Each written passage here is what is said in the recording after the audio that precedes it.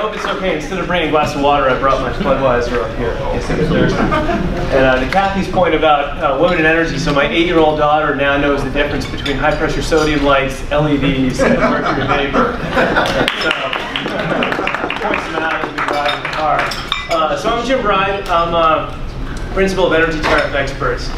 And I think the problem that Ron just described, so I started this company because I kept bumping into the same problem over and over and over again when Kathy and I were at Energy, is that demand charges, ratchets, peak, off-peak seasons, you start unpacking the savings from an energy efficiency project, and there's a ton of nuance to it. And the rates really do matter. So this is my agenda, which is fairly long, but I actually think I'm going to get through this in famous last words, I think I'm going to get through this in 20 minutes. So what would be great is just ask me questions as I go, and we can make it more of a conversation. Let me check what the CEU questions are so I can make this all right. So a good place to start is how is the bill broken down? So you've got 3 buckets. I don't want to dwell on this too much, but you basically have local distribution, which is the last mile, the substation basically to the customer. And then you've got the bulk transmission system and generation, the actual supply. So when the industry was restructured back in the 90s, these were the sort of 3 buckets they broke into. And as a survey of the room, we've got some young people. We've got a fair number of, I think, pre-restructuring people. Raise your hand if you've been doing this since before restructuring. Okay, good. So you'll come in handy when we talk about legacy rate zones. Whoops. Okay, so another common area or sort of misconception is kind of who regulates what. So you've got those 3 buckets on the bill, and people talk about the Massachusetts Department of Public Utilities, but they really only regulate kind of just a slice of the bill. So it's the local distribution charges, some of the reconciling rates for low-income assistance, net metering, cost recovery, pension, storm costs, all that other stuff. So, people think, the Department of Public Utilities or the PSC or whatever they're called, PURA in Connecticut is, in charge of the entire bill, but it's really just a slice that they govern. And then there's the Federal Energy Regulatory Commission. They have jurisdiction over wholesale power markets. So think of like ISO New England, and then the bulk transmission system. So the high tension wires that take power over long distances. That's also a FERC regulated item. And then then you look at Massachusetts. There's been a ton of consolidation in the power sector in the last 20 years, but we still have a real patchwork of rates. So for the pre-restructuring people, this is EverSource, but what was the name before EverSource? Does anyone remember? Commonwealth, right. And before that, there's a funny story. So my wife, her great aunt has a Cape house. And the place is a time warp. They bought it in 1970 and haven't done anything to it. And so we were down there visiting last summer, and I opened up the kitchen cabinet where they had the sort of phone numbers to call. And New Bedford Electric and Gas was one of the phone numbers they had on their thing. So that predates Commonwealth by who knows. So okay, so you got Commonwealth here, Cambridge Electric Light there, Boston Edison is this area. And then National Grid and what was Eastern Utilities, they actually merged the rate books together about 10 or 12 years ago. And then you've got WMECO out here, and then all the red basically are the municipal utilities, which are all very different from each other. So even in a state like this, we've got a ton of consolidation of utilities. We still have a whole bunch of different rates. So Commonwealth, Greater Boston, Cambridge are still separate rate books. And NSTAR, which is now EverSource. So I think this slide is going to be remedial for everybody in the room, but if you just think of the different, yes? I'm going to ask a question, Joe. You just said those other utilities are still different rate books behind NSTAR, which is EverSource. Are all of the utilities that used to be prior to deregulation still really separate rate books behind the utility, or has any of them merged? So that's a great question. So when N-Grid, and this happened just right before I came into the industry, so this is kind of before my time, but my understanding is when when N-Grid and Eastern Utilities merged, they had a rate case in like the mid-2000s where they harmonized their rates. And that was a big deal, because it's a real, I mean, so Eversource actually, this is skipping ahead, I'm going to slide to this later, Eversource is trying to do that in their present rate case now. And it's very messy, because you have, you know, a whole bunch of legacy rate elements to deal with. So, you know, predating Commonwealth, I don't know if there was any consolidation when Commonwealth bought New Bedford and whatever else was down there. But right now, if you go to the Eversource webpage and go to where the rate schedules are, Cambridge and Commonwealth and Boston are still completely separate, even though the utility is one utility. And there's some real quirks to those legacy rates. You know, I'm sure everyone has, you know, come across some of those bills. So like the time of use periods are different, and like Greater Boston is very demand charge heavy, where the demand charges in Commonwealth are pretty light. And then Cambridge has some really wacky stuff with tiers, and then Wamiko also has tiers too. So I think we're slowly moving. I mean, if Eversource gets something close to what they're asking for, I think we'll have a lot less complexity in a couple of years. And then similar on the gas side. So, you know, you've got Essex Gas, Boston Gas, and Colonial Gas. NGrid has slowly been sort of merging those rate books together. And I think as of now, Boston Gas and Colonial, I think, are the same rate book. But it's, you know, it's a regulatory lag. It's tough to bring everything together. That, if they make it simple, then I might be out of a job. So I don't want to get too simple. But those are great questions. Thanks, Kathy. So as far as the charge types, you know, you think of your different buckets. You know, your fixed charge, and the utility has fixed charges even if you don't use any energy for, you know, your meter, the meter data management system, overhead.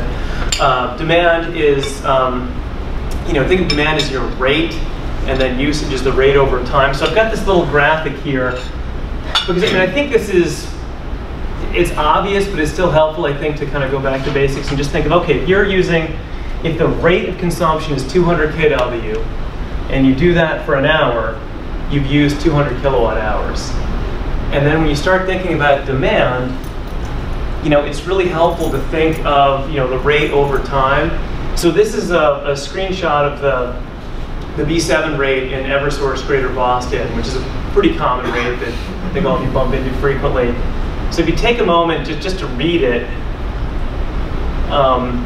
you know, what you see is it's based on your 15-minute max consumption during the peak period, which that means you can kind of do whatever you want off peak, assuming you're not really going way above what you do in the peak period.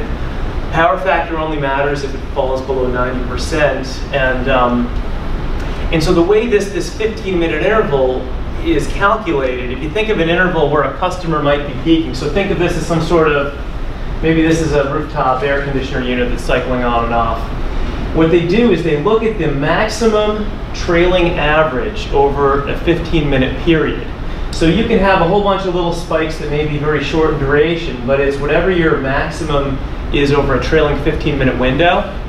So in this hour, you know, your demand's kind of moving along and within this, you know, 150 to 200 kW sort of riverbank, but it's this, you know, this is, it's that 15-minute max look back sort of period. So, so the good thing with the 15-minute window is, you know, if you really, you know, screw up for a couple minutes, it'll sort of hopefully average out if your demand comes back. But it's not instantaneous. It's a 15-minute trailing average.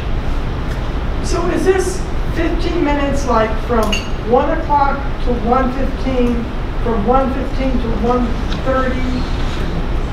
Oh no, so so that's a great question. So it's not perfect slices of the hour. It's basically whatever that trail is, and it can be, like in this case, I purposely showed it as, you know, an odd number of minutes because it's wherever you end up. So the metering, there's different sort of metering setups that the different utilities have, but it's basically based to find your, you know, the 15 minutes can be anywhere. It doesn't have to be 0 to 15, 15 to 30. So Jen and Bill Isaacson used to work in the metering department. I was always told that there's a rolling 5-minute window with the meters. And when you get your interval data, it is in 15-minute blocks. But your demand could actually be a little different, your demand charge, because The sampling rate is every 5 minutes. yeah. Oh, right, okay, yeah, so I guess, thank you for that. So, and it varies by utility and by, so you actually know better, actually, so you know better than me. So it's 5 minutes for this is for grid or Eversource? Where do you work? Well, for grid at least, I wouldn't know. Yeah, Eversource 30. Yeah, okay, so for grid it's every 5. So there are other utilities where it is every, depending on the type of metering they have, it could be every minute, it could be 5, but a lot of times and I think this is, for a good chunk of people in this room who work for utilities, the granularity of data that you collect, and there's also, smart meters versus electromechanical meters, and so there's different types of registers to do this, but in essence, the way to think of it is a trailing average. So whether it's 1 minute, 5 minutes, but I think to the 5 minute point is you can set your demand between, minutes 10 and 25. So you're not going to be perfectly with it. When you get the interval data, it's 0 to 15, 15 to 30. So it won't, and this happens a lot where you might try to replicate the bill from interval data, and you can't do it perfectly because the usage data you have in the interval data doesn't totally match what they bill you. Right, so I've never seen EPO data that didn't show max that matched the peak. And looking at the 15-minute, which is on the 15-minute marks. So how would that jive with what you're saying? In other words, if I look at the bill and see 247 kilowatts, I'll see that number in one of the 15-minute intervals of the month. I think it. Not seen it coincidentally, or I think it depends on the nature of the load too. So if you've got like a welding shop or something with, you could, but I think what I've seen is that, if it's a predictable load, oftentimes it does match, but not always. And there have been times where it doesn't match, and it's not off by much, but it can be you get your EPO data that's 15 minutes, and it's typically not off by much, but it can be off. For the most part, I looked at a lot of interval data. It's pretty close. If it's not by more than 2 or 3 kW, then yeah, it's never more than a very, unless it's some sort of bizarro load like a welding shop or something. So here's a survey of demand rates that you'll run into fairly frequently. And the interesting thing is the demand window. So it's not really uniform. So we use 15 minutes. So Grid and Eversource in Massachusetts are 15-minute windows. But I figured there might be a few New Hampshire people in the room. So Eversource actually up in New Hampshire, what was PSNH, has a 30-minute window, as does WMECO. So it's a bit more forgiving, depending on the type of load you've got. The longer the window, the less you get stung by any sort of intermittent spikes in your demand. have you seen any Ratchet rates in Massachusetts? Not in Mass, no. In fact, National Grid in their last rate case asked for a Ratchet, and they didn't get it. And I think that the policy, at least in the present day, is just that if you'll pay the monthly demand charge, but you won't have a Ratchet. I don't think, at least the current environment doesn't seem sympathetic to Ratchets. Since we brought it up, why don't you tell the room what a Ratchet is? Oh, good. And actually, that might be the next slide. Hang on. Oh, hold on. Actually, you know what? Hang on for 2 slides. Good enough. Thanks, Kathy. Don't be using those big words, right?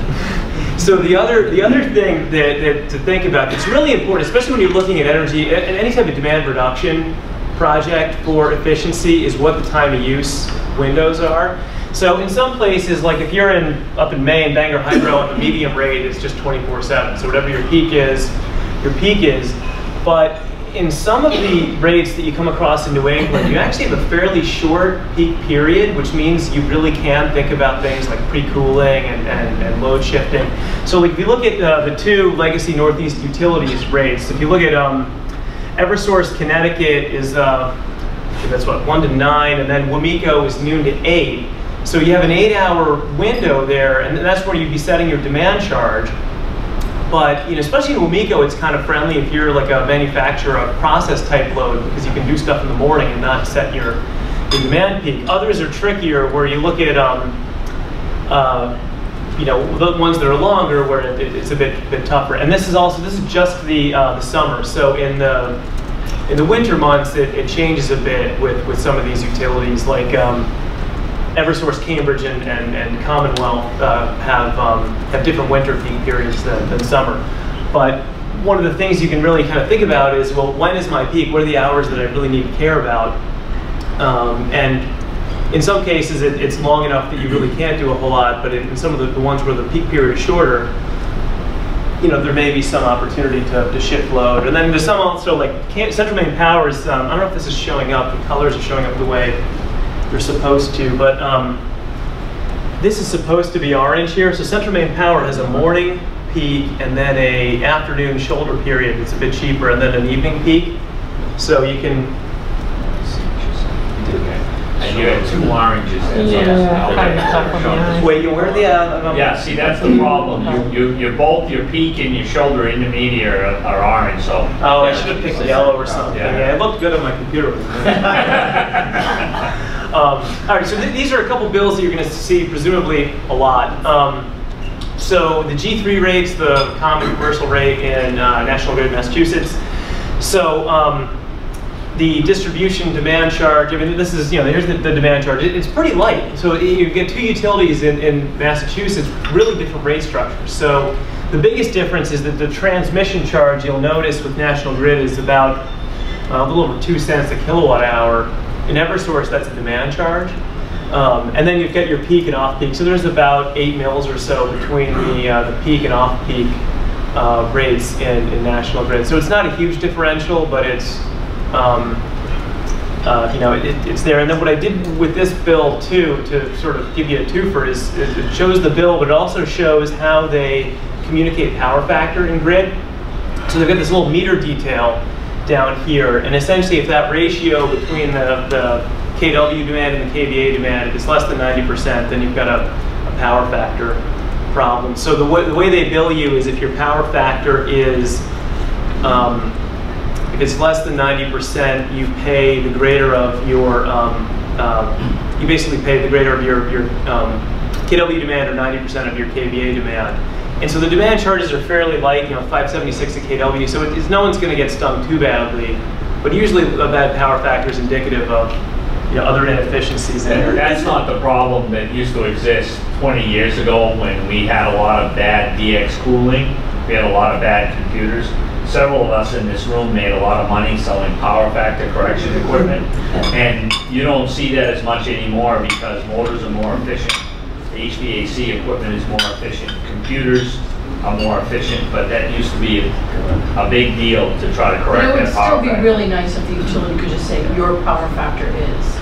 Well, actually, that's a great setup for the next slide. And I'll take your question in 1 second. But also, we have a former, remember Carol Tobian, we had a former colleague we worked with at Enernoc who started selling refrigeration solutions. And she sent me a bill saying, hey, you know, what's up with this bill? And it was a customer with a big liquor store with a big freezer unit that dated from like the late 70s. They had a power factor in like the 60% range. It was terrible. So every now and again, you still find one of those really bad power factor customers out there. Can we go back to your previous slide with the on and off peak? Mm-hmm. Which are we charged for the power factor? Oh, sure. So essentially what happens is, so to keep this, actually, so for power factor, you see this is 225 kW, so your billing determinant is 576 times 225 kVA. And the way this customer's paying around 15 bucks for their bad power factor because the KW demand is 222, KVA demand is 250, 90% of the KVA demand is 225. So what they're paying here to figure out, okay, what's the penalty here? Essentially an extra 3 billing units of demand times 576, so that's like 17 bucks or so? 1710? No, 1720 something? So, you know, my guess is that if it's costing $17 a month, it may not be economic to fix. But it's basically what you're going to pay. This billing line item here is that or 90% of that, whichever's bigger.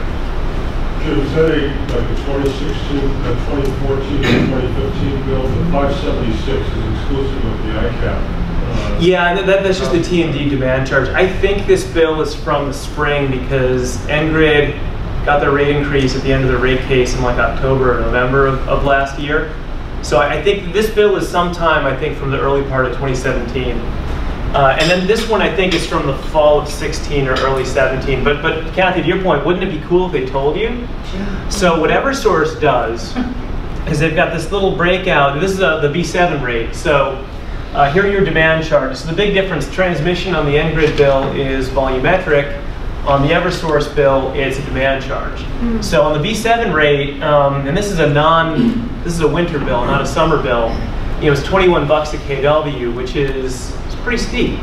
And then you'll notice, even though they have peak and off-peak volumetric charges, they're essentially the same. But what they tell you down here, and I think this only shows up if your power factor's bad. I don't. Right. Is it on everyone? Okay. But what they do is this just tells you, hey, you know, your power factor is below 90%. So on this bill, you'll see when KVAs show. Oh, you know what it was? It's when KVAs show up. So when the billing units say KW, you're good. If they bill you in, this is a Boston Edison bill, if they bill you in KVA, then that's the clue to say I should look at the bottom sidebar here to see what my power factor is. So in this case, when you're paying $21 a kW, you know, power factor I think is still interesting in the Boston Edison zone because, you know, at 21 bucks a kW, you know, the extra charges add up. And in the summertime, I think it's $29 a kW, so it gets expensive. You had a question back? Yes, Joe Hall with Eversource, and I asked this, with this in the previous slide, I noticed the energy conservation charge here is a quarter of a mil. It's listed there on the bill on the prior slide. This is without charging. The National Grid's charge was different. Oh yeah, so the difference here is... Here's my question. Yeah. As a percentage of the T&D charge, how much is billed to energy efficiency? Can't do it in my head, maybe you can. So let's see, it's like 8 mils, roughly 20%? Yeah, 677 divided by 4380 or whatever. 4850. Yeah, so it's somewhere in the teens. Well, I was thinking volumetric. I wasn't thinking about the demand charge there. So it's, I guess somewhere in the teens, I guess, percent-wise. I have to bring up my calculator. And compare and contrast to Eversource? Well, so the difference is that so the way the billing systems work is there's two energy efficiency charges. There's the legacy charge that comes from restructuring that's like 0.005. Or 0005, and then there's the ERF, the Energy Efficiency Reconciliation Factor.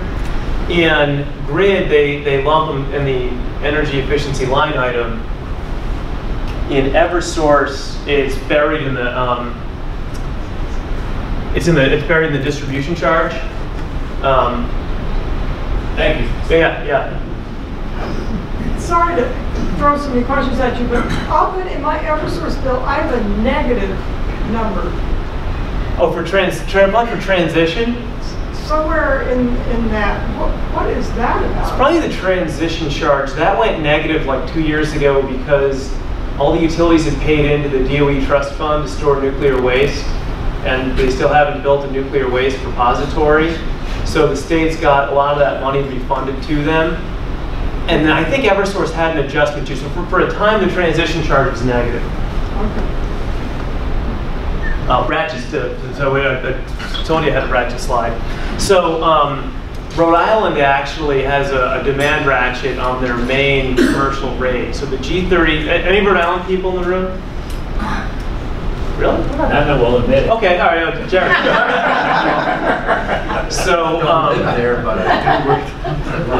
So just go there to go to the beach. Yeah. So what they do in Rhode Island is, and this is just a screenshot of the tariff language from the G32 rate, is it's kind of like a waterfall of decision logic. So it's your max in the current month, or the 90% of your KVAs for power factor, or 75% of your highest in the last 11 months. And so the logic behind this is always what utilities say, and then there's probably some truth to it, but I mean, me being a customer advocate, you can argue this all day long, basically. But the utilities perspective is we build the infrastructure to meet whatever your maximum consumption is. So think of like a seasonal load, some sort of hotel by the beach in Rhode Island where they've got a 4-month busy season where they're using a ton of electricity, and then the rest of the year it's pretty quiet. The distribution circuit has to be sized to meet their maximum on that hottest day in the summertime. So the follow-on logic is, well, if we've built this infrastructure to serve your peak, we should be able to charge you on a year-round basis to recover that cost that we've invested in the system to serve you. And so the way that's kind of the logic behind it. So the way the demand ratchet is basically it's when the charge is set as is determined or has the potential to be determined based on your use in some trailing period, typically the last 11 or 12 months. So the other New England utility that has a ratchet is Connecticut. So CLMP on their large commercial rates also has a demand ratchet for the distribution charge. So if I'm putting my cogeneration customer or seasonal load customer hat on, I say no, I should just pay the monthly distribution charge for demand because I'll just pay for demand as I incur it. So, and great design people argue incessantly about which one's right. This is a bill from Rhode Island, G32. So in this case, I couldn't find one that was for the last 2 years where the ratchet had actually been triggered. But what this is showing, this is also a very interesting thing, is not only does Rhode Island have ratchets, they also have tiers. So note that the demand charge here for distribution and transmission are based on different billing determinants. So what they do in Rhode Island is they say you'll pay for distribution demand once you cross the 200 kW threshold. So you pay for all of your transmission demand basically from 0 up to whatever you use. Distribution, you're going to pay basically everything above 200. So if you're doing an energy efficiency project, depending on how big your customer is, and if you're anywhere near that 200 kW threshold, it makes the savings calculation a little bit tricky because the marginal cost of an avoided kW gets much smaller once you cross that threshold, and you're no longer incurring the demand charge for the two. So that's another sort of curveball, I guess, when you're doing sort of efficiency paybacks is whether or not you're dealing with tiers. And then WMECO has stuff like this too. So out in Western Mass, the G0, the T2 rate also have tiers that can potentially impact your payback. I think this slide's a question. Okay, yeah. So you might think about who has a really high customer charge on this slide. I want to notice it's been started before. So these are common rates in Massachusetts that you'll bump into fairly frequently. And so if you look just, again, within our, fairly close geographic area, you've got a huge range of what the fixed charges are, what the demand charges are. Instar's Boston Edison zone has seasonality, so these are the winter rates, just so I could have a kind of fair comparison. And then you look at the distribution charges. So grid is really, they recover a lot of their distribution charges in the volumetric usage component, where Eversource really prefers to get their money, at least in Boston Edison, from demand charges. And then the Commonwealth zone is kind of somewhere in between. And a lot of that charge in Commonwealth is for the transmission component, not the distribution component. And then I added in basic service rates just to have kind of a fair comparison across. But you can see even within Massachusetts, the differences in basic service rates even out a little bit, but there are significant differences in what a kilowatt hour is worth and what the drivers are supply versus distribution. And then okay, we're all energy efficiency people in this room. So okay, how do I actually apply this? And I think many of you already do. But if the rate's denominated by demand charges, look for things that take out demand. So think of Eversource, Greater Boston. If you're dealing with the B7 rate, you take out summer peak, and you can really have a pretty good payback on a project that just smooths out summer peak. Let's say from air conditioning, you might not even save any kilowatt hours. You just flatten out that load, and you can have a pretty good payback. Or a place like National Grid, where the rate is volumetric and it's not seasonal, lighting and stuff that is taking out 24/7 load, it tends to be more interesting. So just that simple, classic consultant answer, right? It depends what you save. based on. That's why ice storage in a high demand is good and may not work, because at the end of the day, you may spend more kilowatt hours to make ice. Yeah. So that's why you have to look at these tariffs and look at your area that's affected. Well, the other thing with, batteries, everyone's, batteries are sort of the new sort of hot thing, is you have to have high demand charges for batteries to make any sense. Because, people talk about value stacking, but the challenge is your battery can't do everything at once. It's doing one or two things at a time as far as optimizing. So, You're either charging or you're using. You're charging or you're using. And so, you can't go playing in some of these, New England ancillary markets, because you have to, if you're optimizing for demand, you're trying to turn that sort of, peak into a tabletop. That's all you can do for those hours. And you can, charge in the middle of the night when it's cheap, but there's, the rate design is huge as to whether a battery is going to make any sense. At least, from the customer's paying for it. The other rate design issue, I don't know if, solar may come up occasionally for some people in this room, is, so rate designs really drive solar, and so, with the caps on net metering, N-Grid filled up first. For several reasons. There's more space, there's freely available space in some of the central parts of the state where National Grid's service area is. But a big part of it too is National Grid is a more volumetric rate, and solar is essentially displacing kilowatt hours. So the paybacks are going to look better in National Grid because you've got a volumetric rate structure. So the solar industry, after they got going, they figured this out, and so consistently N-Grid has hit the net metering caps. And this is just like a typical customer. This is like an office building, a suburban office building in National Grid. And this is looking at what their load looks like with a 500 kW solar array. So you can see that a lot of days you're really tamping down their usage in the middle of the day, and then you're creating kind of a peak later on.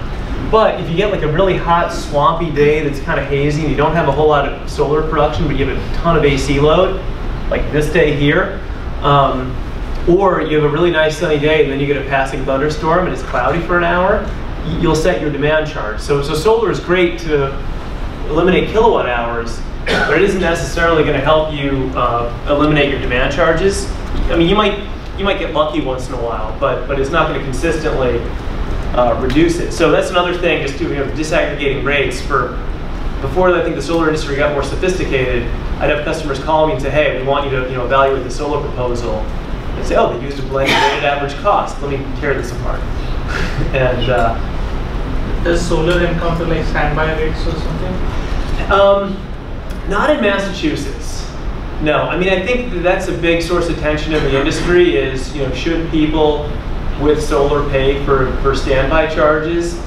And, in a lot of cases, the fixed charges, the fixed customer charge doesn't recover the cost of service. So, if you have a customer who's only paying $10, let's say at your house, you're paying $10 a month in your meter charge, and you're not paying any more than that, there's the potential for a cross subsidy. So, right now in Massachusetts we don't have standby charges or other fees, but that's a hot topic in the business right now, and that's something that Eversource is actually talking about in their current rate case as to what that should be. And actually, that's a great setup for this slide here. So, so Eversource has proposed, I think 20 years after Commonwealth, Cambridge, and Boston Edison all came together under the NSTAR brand, we're now finally getting around to trying to consolidate the rates. And so what they propose is to take all the legacy rates and break them into essentially 4 different classes. They propose some subclasses in the small, like an optional time of use rate for the G1, but basically to break it into four tiers, and we'll see what happens. But one of the other rate design changes too that's significant is to have a rate that's more demand based. So for people in Boston Edison, that's not much of a change. For Cambridge and the Commonwealth zone, it's actually a pretty significant change. So so there's a lot of I'm actually working on that case right now. There's a lot of different ideas for what the future should look like, and actually I think that the DPU is probably going to rule on these rate issues. I mean, it's probably sometime around the holidays or so, or end of the year. Forgive me if this is off topic, but I'll ask it, and if you don't have a good answer, I'll take a stab at it. Can you explain the difference between base rate and the rate base? Sure. So the base rate essentially is what the utility needs to recover to pay for just the true distribution assets. So in your utility bill, there's all sorts of stuff. There's supply charges, transmission charges to the transmission grid. There's the low-income energy assistance fund. There's the storm cost recovery. There's all these adjustment factors. But at the base distribution rate is what goes to Eversource or Engrid to pay for the wires and the poles and all the other stuff. The rate base is you, the consumer, who writes a check every month when you get your bill. So you can think of the rate base basically is the consumer population of rate payers who have different service connections and they're paying for whatever whatever they've used. But the base rate basically is the slice of your actually, I'll back up for a sec. So, is basically what is truly paying for the distribution infrastructure and what's paying for other stuff. So like in this bill here, this demand charge is just paying for the infrastructure. A very tiny piece of this 1.07 cents here is also paying for infrastructure, but embedded in that is there's like a tracking thing for the utilities pension fund that goes up and down based on how the pension fund is doing. The renewable, with net metering credits, there's a charge in there that recovers the cost of that, or like low income bill assistance. So the base rate basically is of all the stuff that's in the bill, what's just paying for the utilities infrastructure. Hey Jim? Yeah? Is it possible to get a true breakdown of all the components of these charges? I cut that slide out because I thought it would be too much of an eye chart, but yeah, you can. So if you go to, I'm just going to keep picking on Eversource here. If you go to the Eversource website and you go to like My Bill, Rates and Tariffs, there's a screen that will basically show you what all the tariffs are that are currently effective for the legacy zones.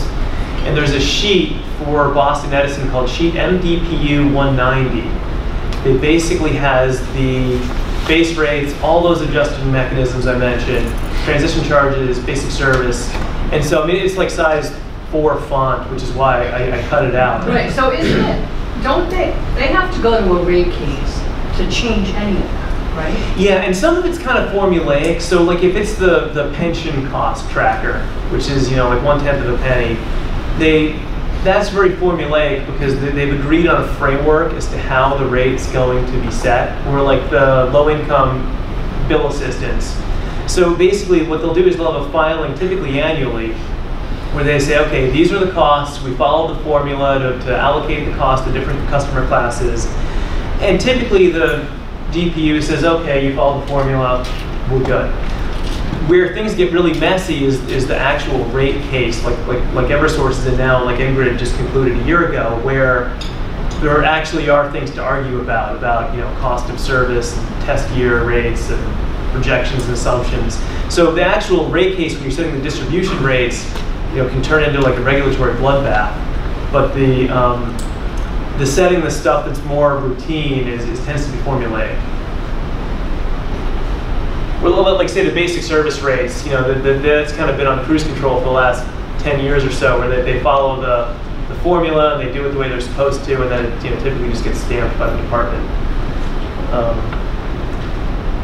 And so switching gears a little bit is, yeah, and this is probably only applicable to a small subset of your customers. You kind of need people who, a client who's sophisticated enough to sort of know what they're dealing with here. But so ISO New England, you're thinking of the different chunks of the bill. So you've got your distribution charges, your transmission charges, and supply.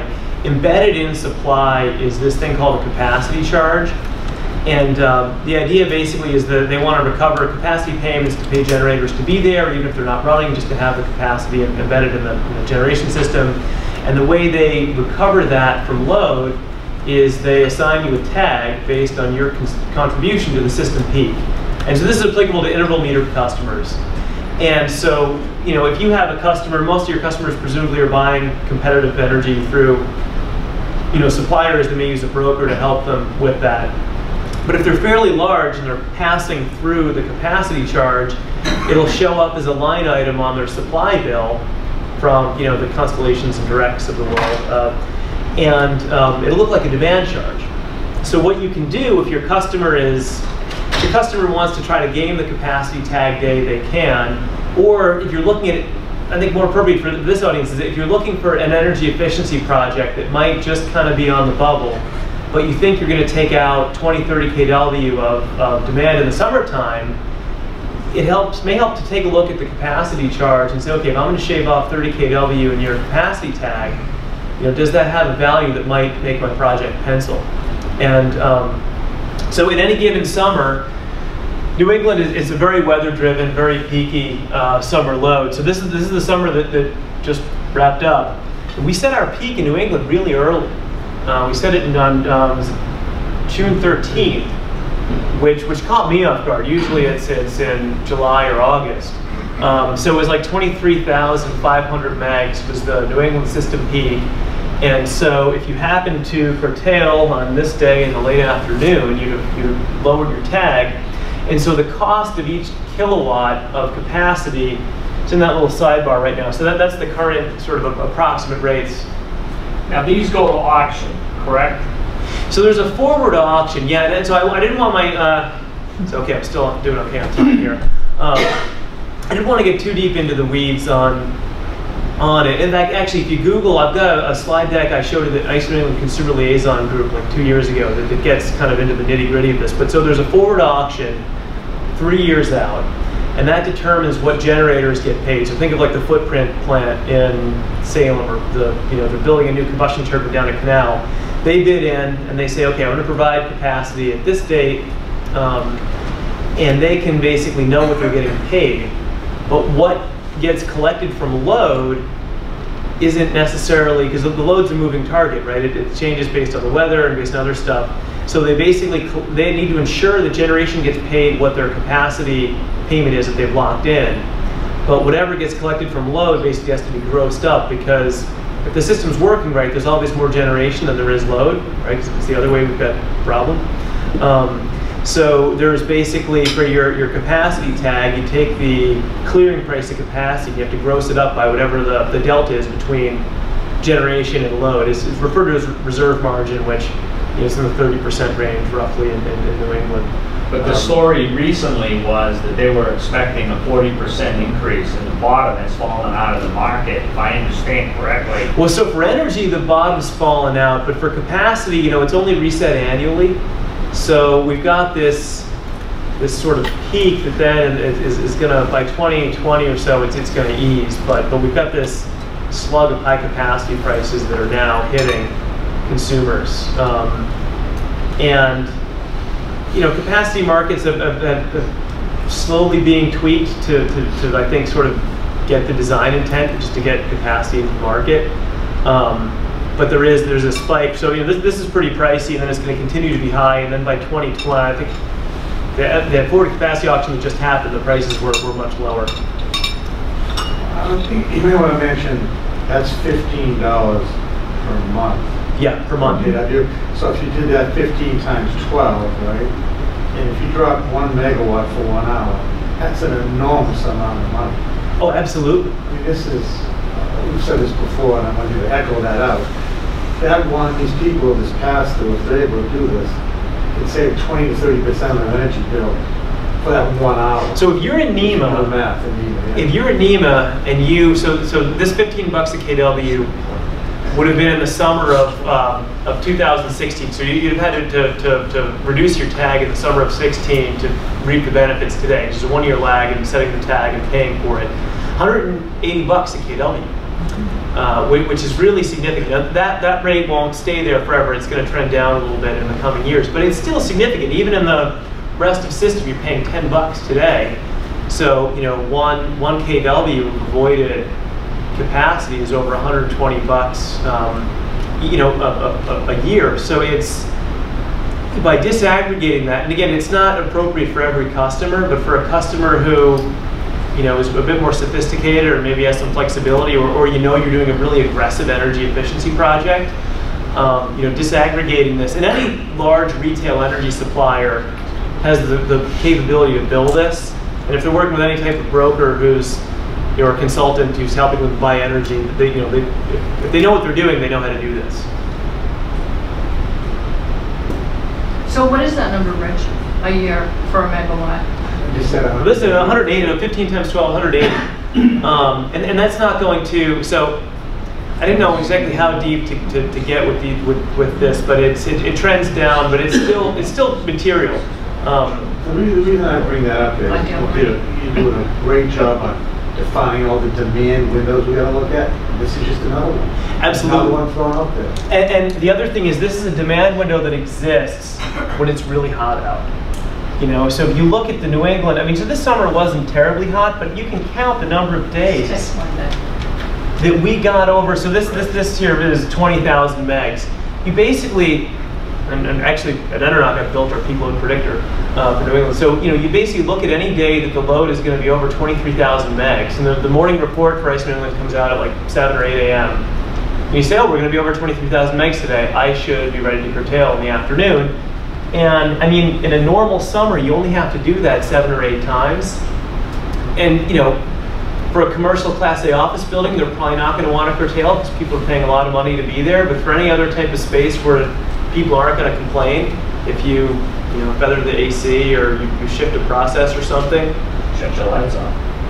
Yeah. If you're in a nice sunny day, you can dim those lights. It may be enough. Yeah, or I think the way I'm kind of thinking about it really, with this presentation is, if you're trying to do a capital-intensive energy efficiency project, you pick apart the bill into its components, and this is something that could potentially put you over the top. If you're instead of just looking at just 8 cents a kilowatt hour, you say, okay, well no, my real cost is 6 cents a kilowatt hour plus the capacity tag, and that could make it the economics more interesting. So when we're looking at the numbers you have up there, is that for 2019? That's for the present day. So that's for what your customer's paying right now. Okay. And these numbers, they wiggle around a little bit month to month, but it should be within a few cents of this if your customer's getting a bill, right now. Now this is going to show up on the commodity price. It'll be on the commodity, yeah. So think of Constellation or Direct Energy or Exelon or whoever supplier might be. That was just my comment. Instead of giving a commodity contract, it could be variable. Given the KWH rate, like NASA staff, the commodity provider made a hedge on what was charged for fee against your ICAP. So you may not see that on the bill unless it's a true test. The other part of my other question is, I have a 3-year lock-in. So you don't care about ICAP? I don't care about it right now, but when I go to renegotiate it, it's going to be shown up in that bill. Somebody will come to you with a new contract based on the FCM lock-in. It's going to be that 3-year price. Well, and based on what your ICAP tag was, so, to the degree that maybe the cat's already left the barn, but you can demonstrate some progress in managing that tag, your next contract, you may have a little better position. That, yes, and there's a lag. So what you did this summer sets your tag that takes effect next year. So you've got a 1-year lag. So if your 3-year deal is up in, what did you say, 2019 or? There's the 3-year deal going up every So if your 3-year deal is up in 2019, summer of 2018, you really want to start thinking about how can I whittle this thing down through efficiency or whatever. And typically, the peak hour is between, if solar's changing things up a little bit but pushing it back, but it's between 3 and 5 p.m. typically on a super hot day. So, and whoever your supplier is, if they're any mid-tier to top-tier energy supplier should be able to, should be able to offer this. You can go to them too and ask them, even though you have a contract that has this all built in. You can go to any reputable supplier and ask them to break that out for you for the purposes of planning and to understand what you're paying for. I can't think of anybody in the business who would not agree to sit down and at least have the discussion with you about what you have done in the past and what you can anticipate in the future. It's all about your information. Even though your contract says they'll pay for it, that doesn't mean it's not being set by your usage. Well, and the other thing too is you got gentleman in the back there had mentioned the Cornell risk. 78. What's that? Cornell 78. Oh, cool. All right. The risk factor. So an energy supplier who's quoting you, I don't know, 9 cents a kilowatt hour to lock in, is taking the risk of your tag moving around. So if you really have a blowout, day on a peak, they're going to eat margin because your tag's going up. So in one way, it's a way to share the risk, right? You take the risk of your tag going up or down, and they can have less of a risk premium in the supply price. What happens if you don't have a marketer and you're this hotel? What happens on that peak hour of the year? How does this hotel care? So you still have a tag, but it's buried into the basic service price. Is so it socialized amongst It's socialized, yeah. So it's meaningless what they do. Exactly. So so it's socialized. So that also creates this. If you look at the migration reports, who's gone to competitive energy suppliers and who's stayed with the basic service price? The migration rate for medium and large commercial is something like 85% of customers have gone to an energy marketer. And typically, the people who stayed with basic service, there's something weird about them. And there's usually a reason for it because, their shaky credits or their load is just bizarre. And so, I had a client once that was operating asphalt plants. And so they would have a main plant and a whole bunch of satellite plants that they would run erratically based on where they were making asphalt. So they might have a plant that might run during paving season, April through November. Might be 2 days a week, might be 5 days a week. And so the load was all over the place. Or think of the Six Flags, roller coaster, park out in Agawam, where, they've got a ton of very erratic loads in the summertime. Or think of Fenway Park, right? The lights are on, they're using 2 bags, lights are off, they're using very little. So usually if your load is kind of weird, basic service is socialized. So that asphalt plant I mentioned had a cap tag of like 1,000 kW and very little usage. So we had an energy marketer price them, and the true cost to serve was something like 20 cents a kilowatt hour. She said, oh, back to basic service for you. And it got thrown back into sort of the socialized pool. So that's why for a lot of loads that are, they're fairly flat and consistent, you can there's market timing issues and stuff, but usually in a normal market, you can typically do a little bit better than basic service as a decent load. Well, the asphalt plant has no control because they have to pay when it doesn't rain. And when it rains, they can't pay. So they're completely captive to the weather. And they have no ability, none, to control their own load. So I can see why that would be the case. Yeah, and that, each truck driver who's waiting to get loaded costs $40 an hour or something. So it's crazy. Oh, and then just a quick note, everyone talks about electricity and gas, no one pays any attention to gas. But, so my last slide's about gas. The tiers issue comes up a lot in gas. So some of like NSTAR doesn't have tiers in their gas rates, but National Grid still does on some of the rates. So you're doing an efficiency project to look at the gas savings. In the legacy Boston gas zone, you could have 6 cents or more of a spread between tiers, and they change winter versus summer. So this is just a simple, sort of trivial example. Rate G43 is like a heating rate, but you'll have tiers, and then for really big gas users, maybe not this hotel, but this hotel was bigger. There are demand rates for gas. And some of those get a little tricky. So in grid, it's formulaic. It's based on a formula based on your usage during the prior season. So your demand charge, if you're in Boston Gas, if you're on the G54 rate, is based on your a formula based on what you used the previous winter. And I thought about writing the formula out in a slide, but it would be kind of messy. So you can look it up if you're curious in the tariff. And then what Eversource does, a legacy NSTAR gas zone, is it's based on your maximum daily use. So if you're an NSTAR customer and you're billed with demand, you've got telemetry, and so they're getting daily reads from your meter, and they just take whatever your max is, and that becomes your demand charge for the next year. And there's I think there's like 150 daily meter demand billed NSTAR gas customers, but my guess is you know, most people in this room, you'll run into one of them at some point if you haven't already. And I think that's it. Just the tiers, sorry. No, yeah. So those are just volumetric tiers? Yeah, it's just volumetric. First 900 therms is at, okay. Yeah, so basically, let's just say the table looked kind of busy with the rates in it, so I just thought I'd distill to this. So the first 900 tiers are 55 cents therm, and the everything above and beyond that is 48 cents a therm, or what have you. So it's, I mean, I'm just kind of rough, but the idea is that there's a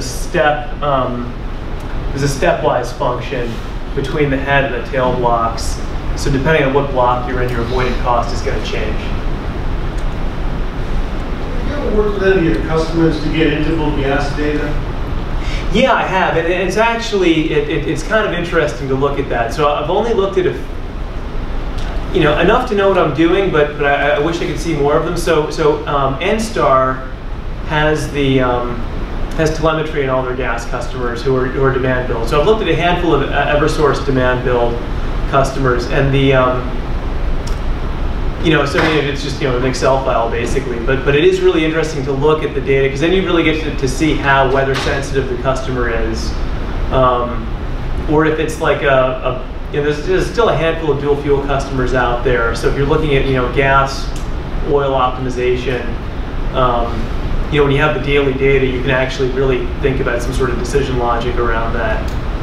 What's ironic is that the energy efficiency goals for gas have really cranked up over the last few years, but the availability of interval data that would help you understand when you're using your gas, when the opportunity to save it, is really pretty big. No, it's a huge issue, and that, I mean, I think that issue alone, you know, if I was a DPU commissioner, you know, one day maybe I'll be an activist commissioner, and then that'll be my thing, is to get more granular meter data, because for a lot of larger customers, there's really little visibility into their gas use. And what's been really interesting in the handful of projects I've worked on in Eversource has been talking to customers about that, like, let's look at your use. And I've kind of made graphs that look like this, you know, day 1 through 30, right, bar chart, you see what you used. And a lot of times it's kind of enlightening to them about, you know, what they're doing and what they're using when. And so, I mean, you know, there's a handful of third-party meter providers that I've only worked on a couple of projects where people have actually put in their own metering to see what they're, and it's usually cogen projects, stuff where you have to have it to get AICs for the efficiency incentives. But that would be a great thing to get more granularity and visibility into, you know, the larger heating loads or any process load. I think people should have it. But Jim, we're talking about daily burns, right? So it's daily data. Yep. So you can get out, just on gas interval data, to Jim's point, there are not a lot of customers that have it. You can get it. I've seen hourly data. But what would you... But the process to get it is not clear. You gotta kind of know somebody or have the customer. Well, would you have the hookup with the utilities? Because if you get the... Yeah. So my question is, what would you do with hourly gas data? A gas day is a 24-hour period. You're not going to trade it. You're not going to trade without gas data. You're not going to cheaper gas. Right, but you can understand better how to use gas. But it won't impact your, straighten me out, but it won't impact your economics. The only way I've ever used it is like you're running a cogen and you want to understand how your cogen is running. So like Energy Tariff Experts, we do independent verification for AICs, alternative energy credits. So as you're getting into the data, let's say, you know, I'm going to certify AICs for a cogen for the quarter so they can get loaded into the Google GIS. If there's something fishy with the data and I think I want to dig deeper, depending on how sophisticated the cogen is, you may have hourly granularity, but you know, I only sort of dig deep when I think that there's a metering calibration problem, or the meter's gone wonky or something. But it's to understand how the facility's running, because like you said, you can't trade, you can't. But the whole economics of purchasing gas hasn't changed, right? Yeah. We're still talking about a gas day that's 24 hours. We're still talking about contracts that are daily. These are all daily numbers. You can't buy gas hourly or minutely or every 5 minutes, or it's not like electricity. I understand, So, We figure out how to do it, something, very helpful. The energy efficiency project qualification. Yeah, just getting a better handle, I mean, equipment that's running, that should be running.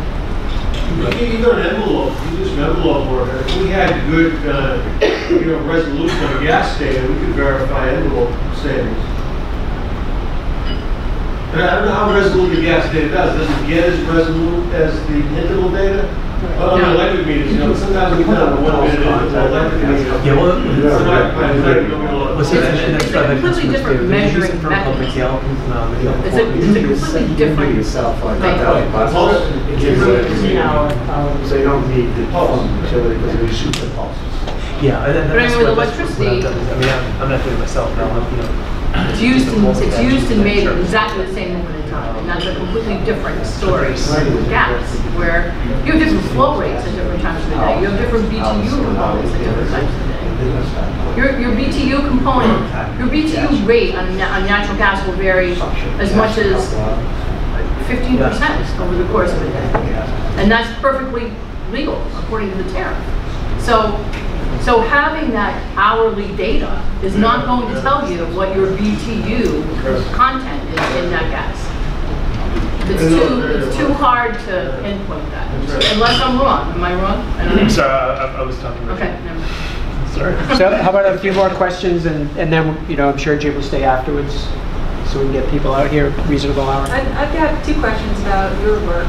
One is, do you actually comment on rate cases with the PUC in Massachusetts? And my second question is, obviously you know a lot about New England. Like how much territory do you cover in terms of experience or understanding of rate tariffs? So ETE, short for Energy Tariff Experts, we do US and Canada. We've sort of dabbled in, like Mexico is pretty straightforward because it's just one utility for the whole country, but really just US and Canada. And then to your other question, so as far as rate cases, if you want to intervene in a rate case, talk to Bob and Celica right there from Locklord, wonderful attorneys, very experienced, and so I can't. I mean, as just an rate expert. If you want to intervene in a case, you really need an attorney who knows what they're doing. And then, what I would do is write, expert testimony or an expert report saying, you should do X, Y, and Z. So I'm actually engaged in this current Eversource case on behalf of a consumer intervener group, large commercial industrial customers. And then I worked last year for the solar industry in New Hampshire.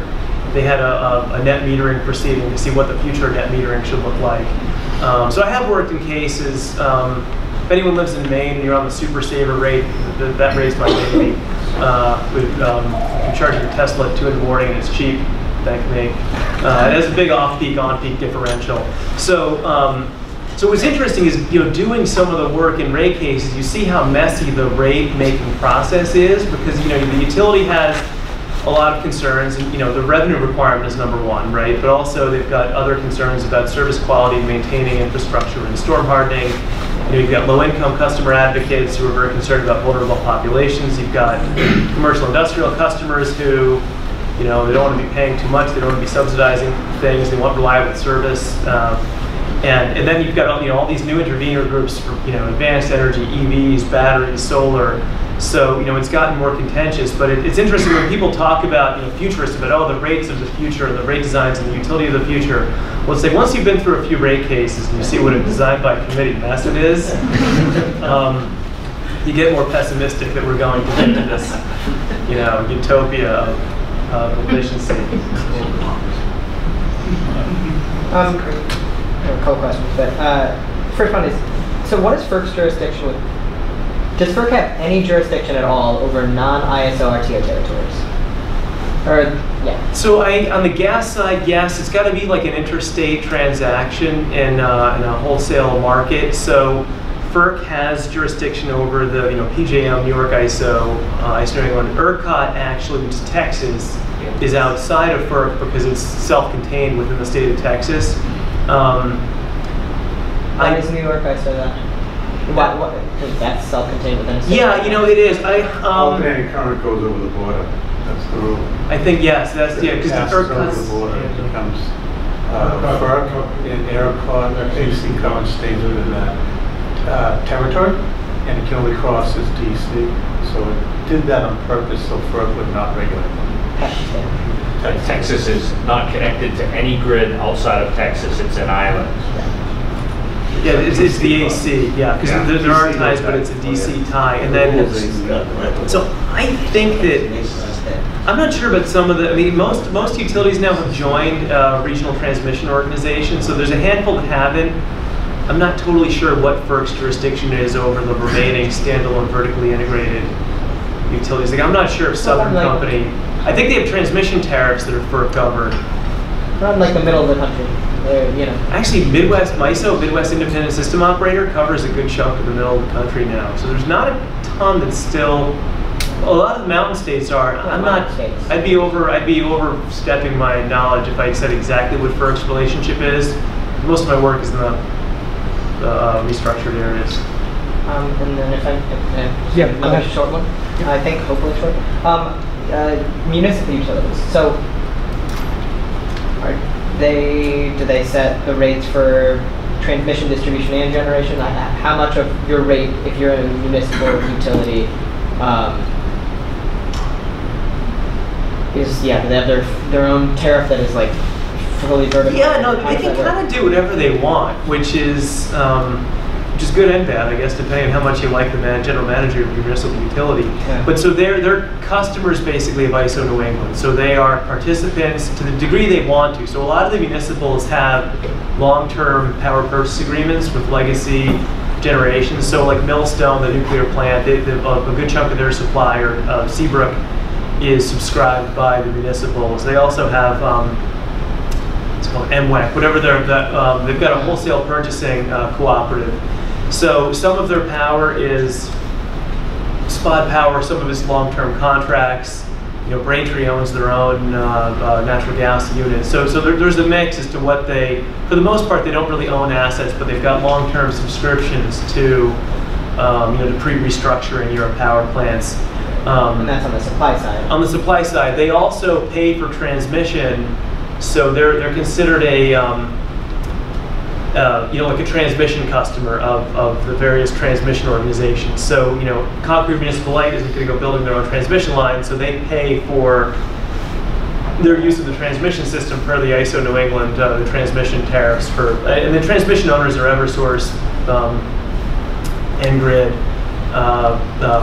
and several entities that are basically owned by for the most part, the distribution utilities, but it's a transmission level asset. But the munis can do some interesting stuff because they're really just accountable to the leadership of the municipals that they serve.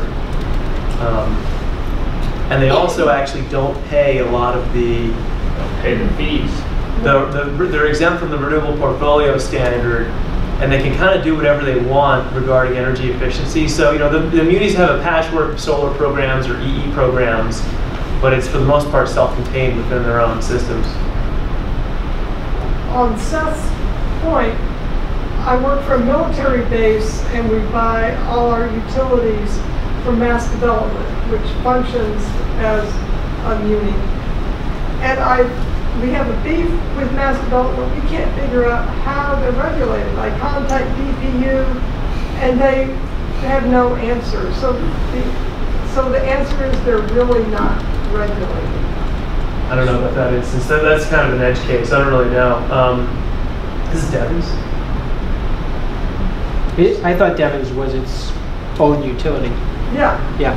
So. Owned by Mass Development. Owned by Mass Development. So. Maybe they are a muni. I mean, I think operates as similar rules to the muni. So. Yeah. Which is no rules. No rules. Their own rules. They're like pirates. Folks, why don't we wrap this up? And if anybody has any questions, Jim will be here for a little bit. But great. Yeah.